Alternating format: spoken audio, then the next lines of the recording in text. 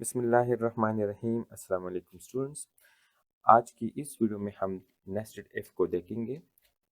पहले हमने if statement को पढ़ा था, फिर हमने इफ़ एल्स को पढ़ा, फिर हमने इफ़ एल्स इफ़ को पढ़ा और आज हम नेस्टेड इफ़ को पढ़ रहे हैं। फिर बाद में हम इस पर एक एग्जाम्पल भी करेंगे ताकि हम हमारी जितनी भी डिस्कशन है वो आपको एक प्रैक्टिकल एग्जाम्पल के की मदद से आपको ये कॉन्सेप्ट इजी समझ में आ जाए। ठीक है, तो चलिए जी स्टार्ट कर लेते हैं। तो जिस तरह हमारे पास इफ़ एल्स होता है, तो मैं इधर एक इफ़ की शुरू कर लेता हूँ।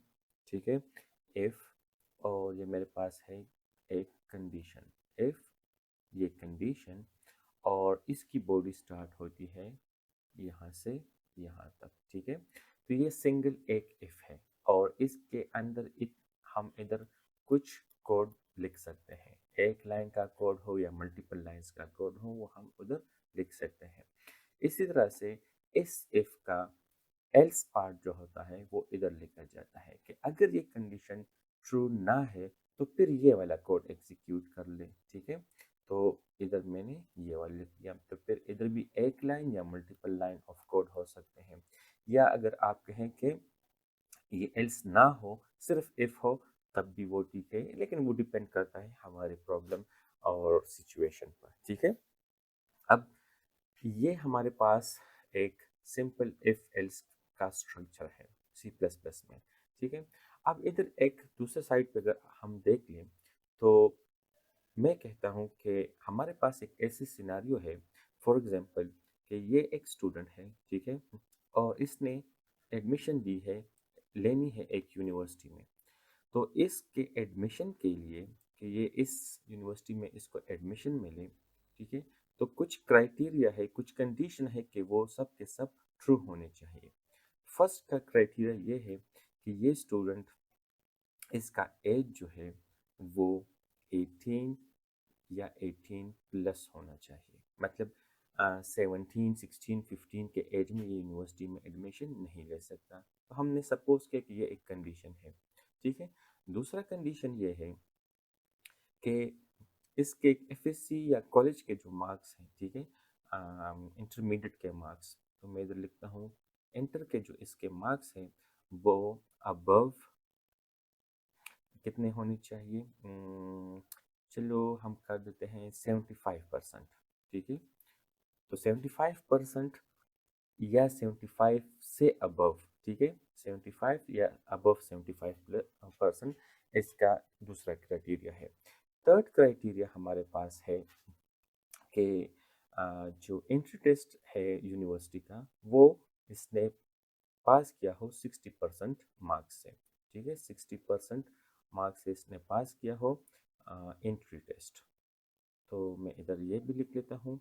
और फोर्थ कंडीशन ये है कि साथ साथ इसने इंटरव्यू भी क्या किया हो, क्लियर किया हो। तो ये चारों कंडीशंस जो है, अगर ये सारे कंडीशन, जिसको मैं C1, ठीक है, C2, C3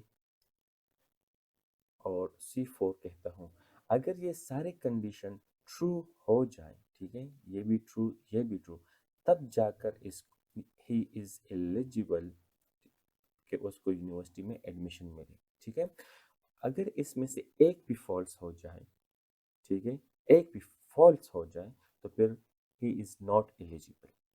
लेकिन इसमें एक ट्विस्ट ये है, एक सिनेरियो ये है कि अगर स्टूडेंट के मार्क्स, ठीक है, एट सॉरी इसका स्टूडेंट का जो एज है ये 18 से कम है, तो ये फर्स्ट कंडीशन है चेक करने के लिए। तो अगर ये कंडीशन फॉल्स हो जाए तो बाकी चेक करने की ज़रूरत ही ना है। क्यों? अगर ये इसका एज ही 18 नहीं है या 18 प्लस नहीं है, तो बाकी कंडीशन को चेक करना बेकार है। ठीक है, तो इसका मतलब है कि हम पहले सीक्वेंस में इस कंडीशन को चेक करेंगे, इस वाले को। फिर इसके बाद अगर इसके मार्क्स इंटर में 75 या 75 प्लस हैं, ठीक है, परसेंटेज के लिहाज से, तो इसको हम क्या करेंगे, तब जाकर इसके बाकी दो कंडीशन को चेक करेंगे। और अगर इसके मार्क्स 60 है, 5% है, 60% है, तो फिर इन दो कंडीशन को चेक करना बेकार है। समझ आई इस बात की? ठीक है। और इसी तरह से अगर ये भी ट्रू हो जाए, ये वाला कंडीशन भी ट्रू हो, तो फिर 60% मार्क्स का ट्रू होना एंट्री टेस्ट में, ठीक है, उसके बाद अगर ये ट्रू हो जाए तो उसके बाद ये कंडीशन चेक होगा। अगर ये ट्रू नहीं होता तो फिर ये वाले कंडीशन चेक नहीं होना चाहिए। ठीक है। तो अगर ये भी ट्रू हो जाए तो फिर ये वाला चेक होगा।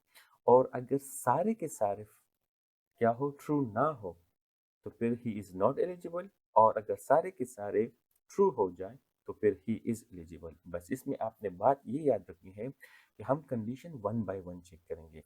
पहले कंडीशन वन को चेक करेंगे, फिर ये वाला चेक करेंगे, ये वाला चेक करेंगे और ये वाला चेक करेंगे। इनमें से ये अगर C1 ट्रू हुआ तब जाकर क्या होगा, टू चेक होगा। अगर टू कंडीशन टू ट्रू हुआ तब जाके थ्री चेक होगा। और अगर कंडीशन थ्री भी ट्रू हुआ तब जाके फोर चेक होगा। ठीक है।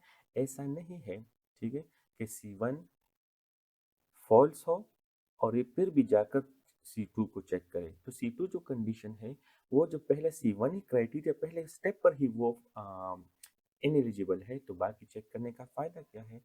तो ऐसे सिचुएशन या ऐसे प्रॉब्लम्स को सॉल्व करने के लिए हमारे पास इफ एल्स जो है एक ऐसे कंडीशनल स्टेटमेंट्स है जिसके थ्रू हम ये चीज़ें सॉल्व कर सकते हैं। तो अब मैं आपको ये चीज़ें एक्सप्लेन करता हूँ। अगर आप इधर गौर से देखें ना, हमारे पास तकरीबन चार कंडीशंस हैं, फोर कंडीशंस। ठीक है। इसको मैं थोड़ा सा क्लियर कर देता हूँ। ठीक है। मेरे पास ये फोर कंडीशंस हैं।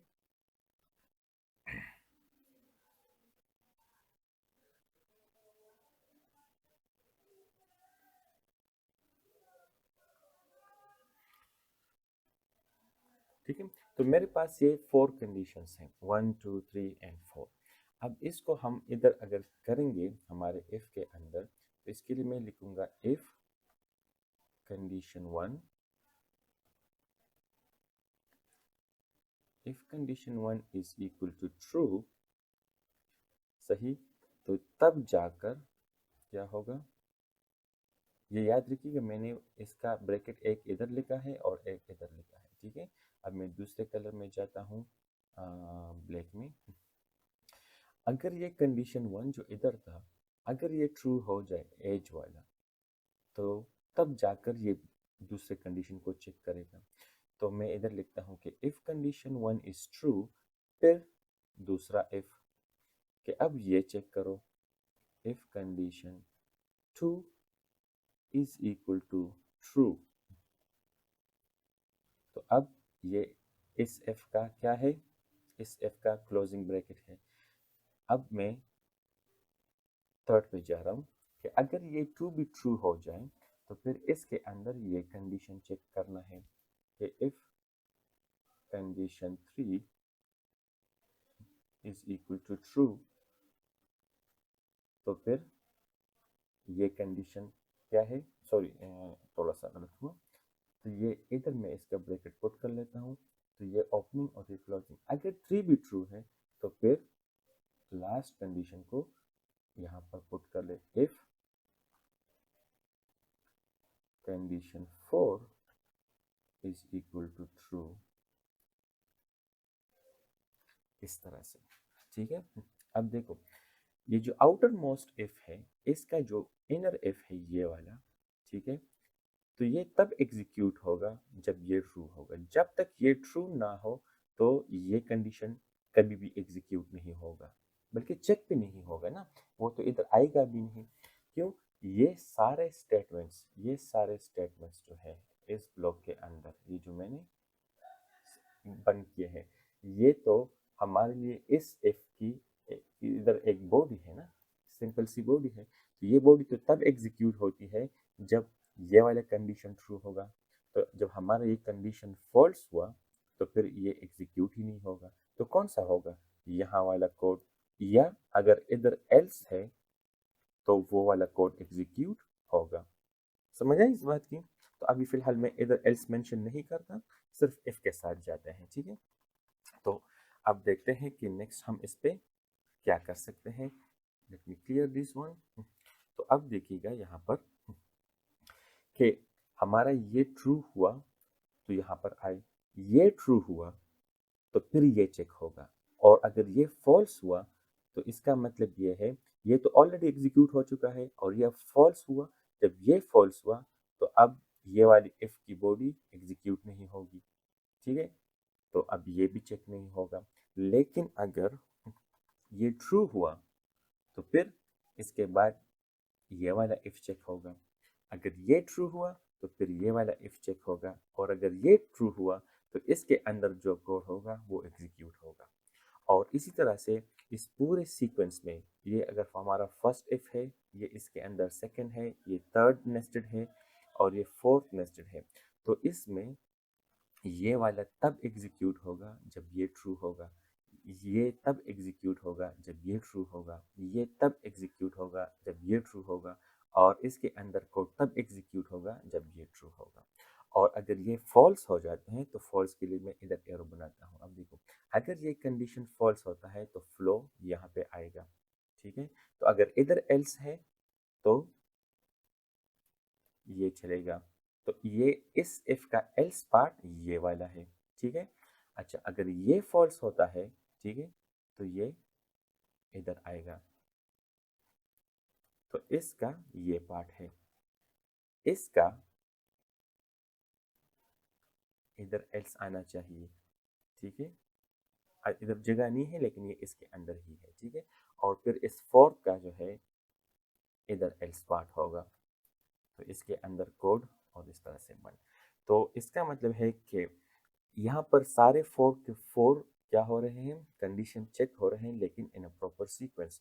तो अगर ये ट्रू होता है, ये ट्रू होता है, ये ट्रू होता है, और फिर ये ट्रू होता है, तो तब जाके हमारे एलिजिबिलिटी वाला मैसेज या कुछ स्टेटमेंट्स इधर एग्जीक्यूट होंगे, वरना प्रॉपरली एल्स पार्ट पे आएगा, ठीक है। और अगर हमने एल्स नहीं लिखा तो बस उससे बाहर जाएगा, और जो कोड बाहर होगा फिर उसकी एग्जीक्यूशन उसी तरह से कंटिन्यू होगी।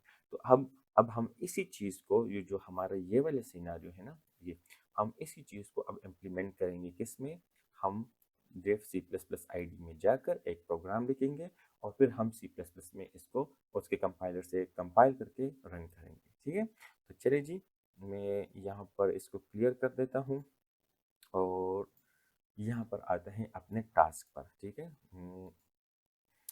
यहाँ पर टास्क पर आते हैं, और इधर मैंने मेंशन भी किया हुआ है कि write a C plus plus program to determine students eligibility for the university admission based on the following criteria, ठीक है।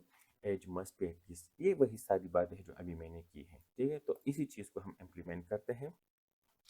तो इम्प्लीमेंट करने का तरीका ये है कि हम पहले यूज़र को प्रॉपरली प्रॉम्प्ट करते हैं कि ये चीज़ें हमें चाहिए। हमें क्या क्या चाहिए, हमें यूज़र का एज चाहिए होगा, हमें उसके मार्क्स चाहिए होंगे इंटरमीडिएट के, और फिर हमें एंट्री टेस्ट के मार्क्स चाहिए, और फिर हमें ये चाहिए कि उसने इंटरव्यू क्लियर किया है या नहीं, ठीक है। तो चलिए यहाँ से स्टार्ट कर लेते हैं। तो सी आउट एंटर योर एज, ठीक है। तो इधर मैं लिखता हूँ सी इन, और वो एज इंटर करेगा, फिर सी आउट, फिर इंटर आएगा हमारा इंटरमीडिएट के मार्क्स, तो इंटरमीडिएट मार्क्स, और इधर मैं सी इन कर देता हूँ, और इधर मैं लिखता हूँ मार्क्स, ठीक है। फिर सी आउट है, फिर तीसरी चीज़ है इंटर टेस्ट के मार्क्स, तो इंटर एंट्री टेस्ट स्कोर, तो इसको मैं एक वेरिएबल में पुट कर लेता हूँ, उसको मैं स्कोर का नाम देता हूँ। तो मार्क्स वाली वेरिएबल में इंटरमीडिएट के मार्क्स होंगे, और स्कोर में इंटर टेस्ट वाले मार्क्स होंगे, ठीक है। तो थर्ड वन है सी आउट इंटरव्यू स्टेटस, तो ब्रैकेट में हम पुट करते हैं कि वाई इंटर करो फॉर यस, कॉमा, या इस तरह से N for no, not clear, ठीक है।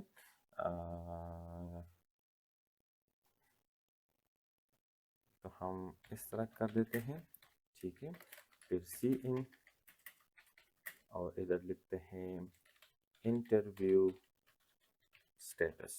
ठीक है, अब ये 1 2 3 4 4 मुख्तलिफ वेरिएबल्स हमें चाहिए कि हम डिक्लेयर कर दें। तो मैं इधर लिखता हूँ इंट एज मार्क्स स्कोर, और ये एक हमारे पास हो जाएगा कैरेक्टर में इंटरव्यू स्टेटस। ठीक है, तो चलिए जी, अब इसको हम करते हैं कंडीशन वाइज चेक। तो अब हम यूज़र से 3 चीज़ें ले लेंगे। फॉर एग्जांपल मैं चलिए इसको रन कर लेता हूँ ताकि आपको आइडिया हो जाए। तो इंटर एज आया 18, इंटरमीडिएट के मार्क्स आए 88, और इंटर टेस्ट स्कोर हमारे पास आया 85। एंटर किया तो इंटरव्यू स्टेटस यस, तो हम कहते हैं यस वाई क्लियर है, और इंटर किया तो हमारा प्रोग्राम टर्मिनेट हुआ और हमसे ये सारी चीज़ें ले ली हैं। तो यहाँ तक तो हमारा प्रोग्राम सही रन हो रहा है। अब हम कंडीशंस यहाँ से चलाएंगे। ठीक है, क्योंकि हमने क्राइटेरिया को सेट करना है जो हमें बताया गया है एलिजिबिलिटी का, और इसी सीक्वेंस में। तो पहले हम एज को कंफर्म करते हैं। अगर एज ठीक है, 18 या 18 प्लस है, तो फिर हम इस वाले पे जाएंगे। अगर ये ठीक है तो फिर इस पर, और अगर ये ठीक है तो फिर इस पर। ठीक है, तो मैं इधर लिखता हूँ कि इफ इस तरह से, और एल्स इस तरह से। तो आप भी इस तरह से अपने लिए पहले ब्लॉक बनाया करें ताकि आपको पता चले कि ब्रैकेट यहाँ पे शुरू, यहाँ पर ख़त्म, फिर आकर इधर कंडीशन लिखा करें। ठीक है, तो मैं इधर आता हूँ if age is greater than और इक्वल टू 18। ठीक है, तो अगर एज 18 या 18 से ऊपर है तो इसका मतलब है कि हम दूसरा कंडीशन अब चेक करेंगे। तो इधर क्या चेक होगा, इधर आएगा सी आउट। इधर तो हम सॉरी कोई चीज़ चेक नहीं करेंगे, सिर्फ डिस्प्ले करेंगे। तो सॉरी योर एज, हम इस तरह करेंगे, कोई प्रॉपर मैसेज पुट करते हैं, not eligible, you must be at least 18 years old. ठीक है, तो अब हम क्या करेंगे, इसके साथ लाइन पुट करते हैं और इफ पे आते हैं कि अगर 18 है तो ये वाली बॉडी चलेगी। इधर तभी हमने कुछ नहीं लिखा ना, और अगर 18 नहीं है तो बस एक मैसेज डिस्प्ले कर दो कि आप 18 ईयर्स के नहीं हैं, और अगर 18 के हैं तो फिर ये दूसरा कंडीशन चेक कर लो। इफ क्या मार्क्स इज ग्रेटर देन और इक्वल टू 75, और इसका एल्स क्या आएगा, इस तरह से आएगा। ठीक है, तो इधर मैं इसी चीज़ को कॉपी कर लेता हूँ, नॉट एलिजिबल, और फिर इधर मैं लिख लेता हूँ कि you must score 75 plus in intermediate. ठीक है, अभी नॉट एलिजिबल है। तो इधर क्या आएगा, हम एक और कंडीशन को चेक करेंगे, तो वो आएगा इफ इस तरह से, और फिर इसके साथ एल्स पुट कर ले। तो अब एक कंडीशन ट्रू अगर हो जाए तो फिर ये वाला एग्जीक्यूट होगा, ये भी ट्रू हो जाए तो अब तीसरी चीज़ जो इंटरव्यू टेस्ट स्कोर है, तो स्कोर इज ग्रेटर देन और इक्वल टू 60। हमारे क्वेश्चन में क्या है 60, तो मैंने 60 पुट किया, और इसके एल्स में हम पुट करेंगे कि इसने 60 मार्क्स नहीं लिए तो you must score 60 plus in entry test. ठीक है, और इधर अगर लिए हैं टेस्ट में इतने मार्क्स तो फिर आखिरी वाले कंडीशन चेक होगा, और वो है इंटरव्यू का स्टेटस। तो हम इधर लिख लेते हैं इफ ब्रैकेट और इधर एल्स, उसी तरह से अपने लिए ब्लॉक बनाए। तो अब देखो, जब आप तरतीब से इफ एल्स के ब्लॉक्स बनाते हैं ना, तो आपका कोड स्ट्रक्चर के लिहाज से साफ नजर आता है। अब यहाँ पर मैं कंडीशन पुट करूँगा इंटरव्यू स्टेटस का।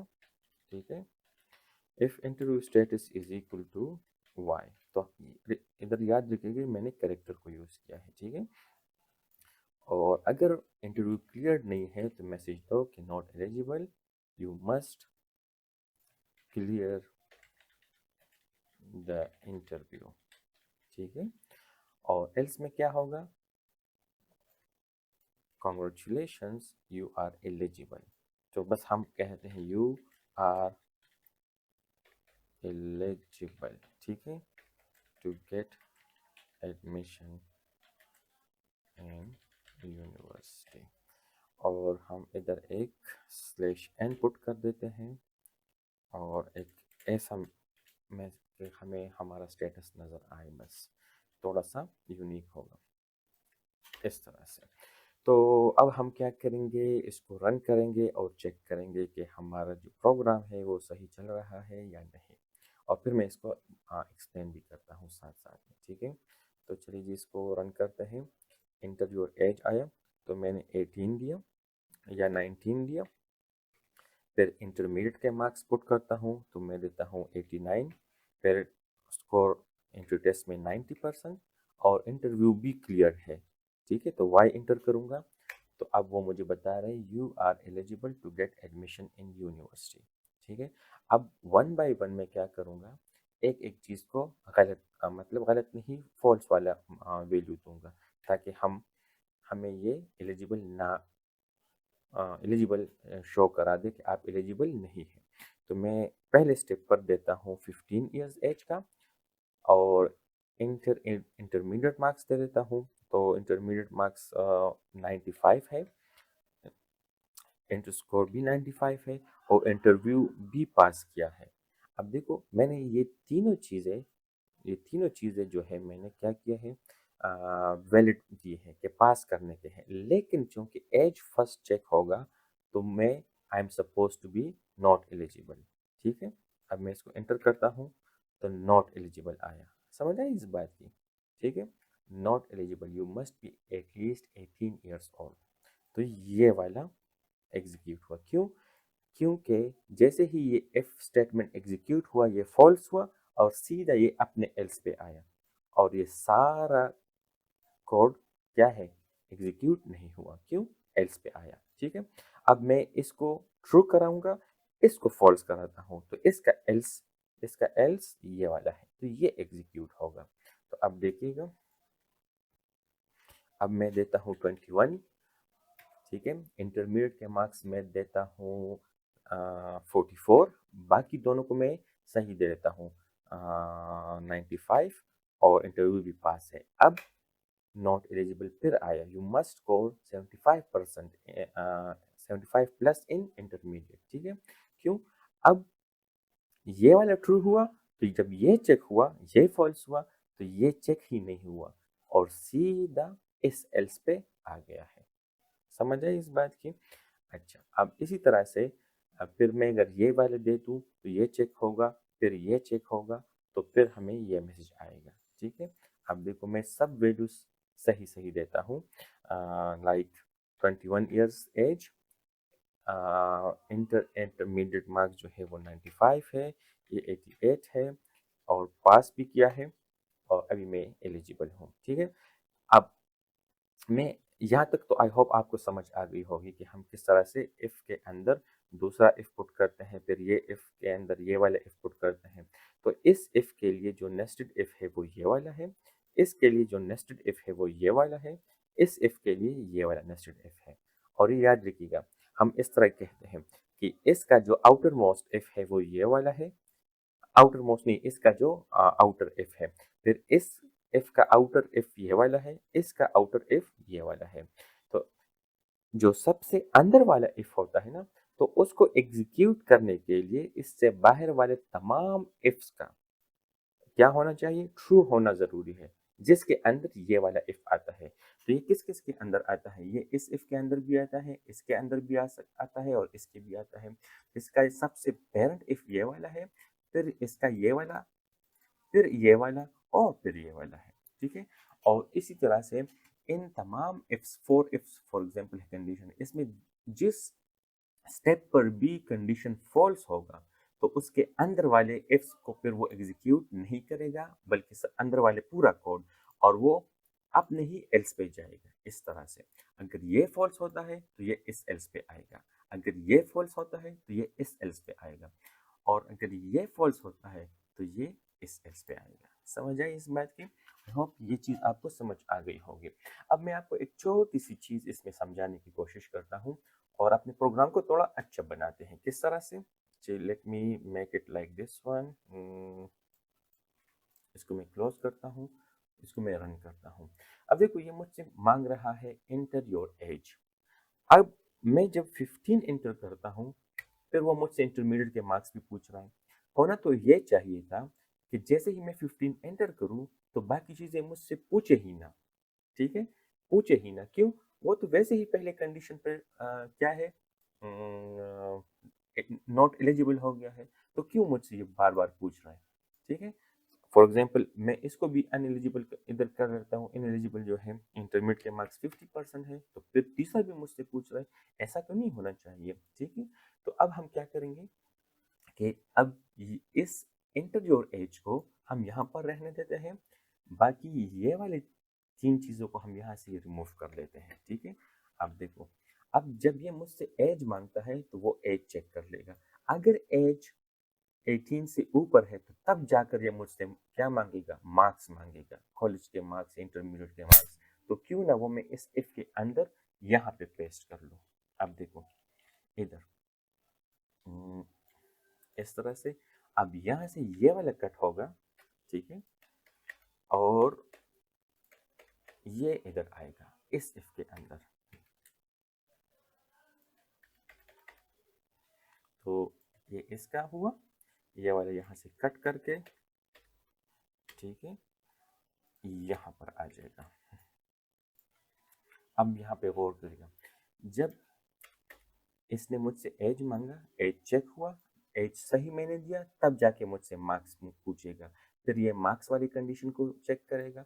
अगर मार्क्स का कंडीशन मैंने सही दिया है तो तब जाकर उसका इंटरव्यू टेस्ट स्कोर पूछेगा, और फिर अगर वो भी सही है, ट्रू है, तो फिर जाकर इंटरव्यू स्टेटस पूछेगा।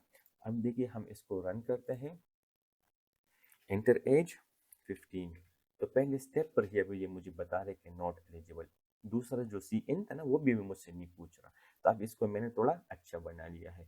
तो अब हमारा प्रोग्राम ऐसा है कि जैसे ही वो हम इन एलिजिबल वाली वैल्यू देते हैं तो वहीं पर ही हमें मैसेज आ जाता है कि आप नॉट एलिजिबल है, और बाकी वो हमसे पूछता भी नहीं। अब this program is much more better than the previous one, क्योंकि उधर तो हम सारी वैल्यूज दे देते हैं, बाद में वो डिसीजन ले लेता है, और इधर जैसे ही हम मार्क्स देते हैं तो हमें बता नेक्स्ट स्टेप तक छोड़ता भी नहीं। ठीक है, तो अब इसका मतलब ये वही इफ है, लेकिन जो सी इन वाला पार्ट था वो मैंने अपने अपने इफ के करस्पॉन्डिंग इफ के अंदर पुट कर दिया है। अब देखो ये वाला जो आउटर मोस्ट इफ है ना, इसका जो पूरा बॉडी है वो यहाँ से यहाँ तक है।